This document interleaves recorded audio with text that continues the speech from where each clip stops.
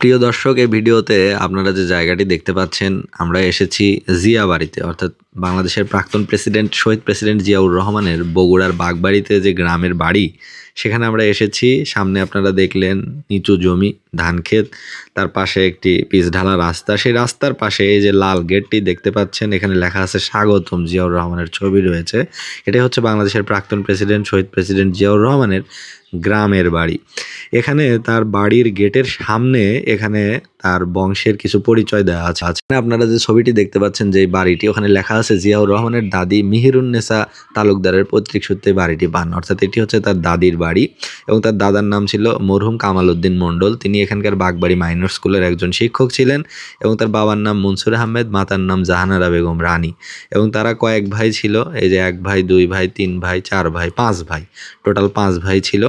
তাই 5 ভাইয়ের নাম, ছবি সহ এখানে দেয়া রয়েছে। তো এই বাড়িটি আমরা যেখানে এসেছি বাগবাড়িতে, এটি হলো জিয়াউর রহমানের দাদা দাদির বাড়ি।